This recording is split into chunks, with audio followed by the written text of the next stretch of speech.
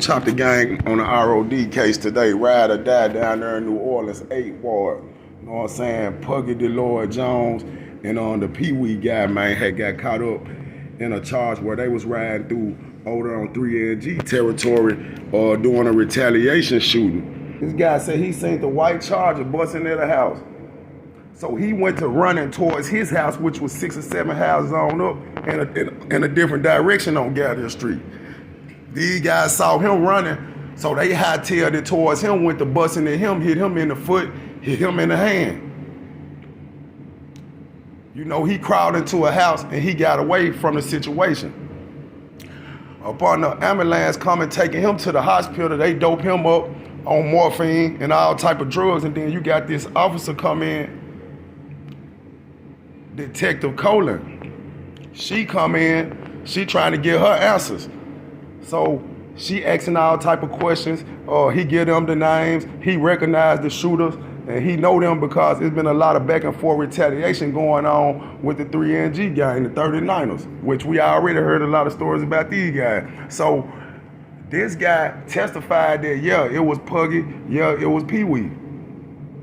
But the crazy part about this case that the police didn't have any fingerprints, shell cases, anything, or any witnesses. You had some witnesses that said they saw a white Charger on the scene, but they couldn't tie Puggy or Peewee to the white Charger throughout the whole investigation.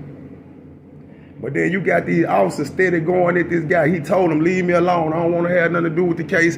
He tried to get out of it. He tried to opt out. But they kept going at him because they were sick and tired of ride or die with all these shootings. They were sick of the neighborhood. They were cleaning it up. As you can see, you know what I'm saying, just like with the 3NG gang, all this went down around the same period of time that them cases and all them murders was going on. This guy had a lot of conflicting stories, man. You know what I'm saying? In his first story, he said that Puggy was on the passenger side. He said Peewee was driving the car. In the second story, he come back and he tell the police Puggy hanging out the sunroof and Peewee in the back seat behind the driver's seat bus. And this guy already is known to have been on another case, a murder case, and where he was supposed to botch the case and the folks paid him $3,000. It's all documented in the case with Puggy and them. Then it's supposed to have been a meeting into where he ran across Peewee mama and Peewee lawyer, and he's supposed to be handed $4,000, in which this wasn't confirmed, but it was in the paperwork that there was some suspicions about this. So this guy was an untrustworthy person from the start. He wasn't a reliable witness. And then you gotta look at it sometime, man. When you got each side beefing, man, sometimes the other side will snitch on you, man. They'll play dirty like that, man. And as you can see, man, this guy wasn't trustworthy at all. He was lying. He was missing court. He missed some court dates dealing with this. He was trying his best to get out of it, but some kind of way, they kept admitting this guy's testimony back into there. He lied to the grand jury. He told multiple different stories about the position of where the guy was sitting, about everything about the situation.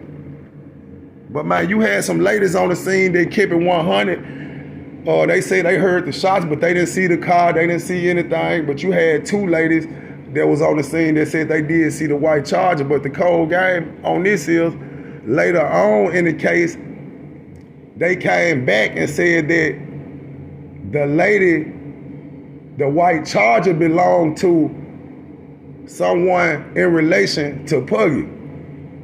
But if you had an investigation over a year, 2-3 years long, however long your investigation was on this case, how did you not dot your I's and cross your T's, and how you come up at the last minute kind of testifying on something that you didn't have 100% knowledge of? These officers kind of play dirty in these cases, man. If y'all read their paperwork and get in them files, man, these officers throw these charges on these guys, 2 attempted murder. These guys got 40 years consecutive, not concurrent. That means you're gonna serve a 40, then you gotta serve another 40.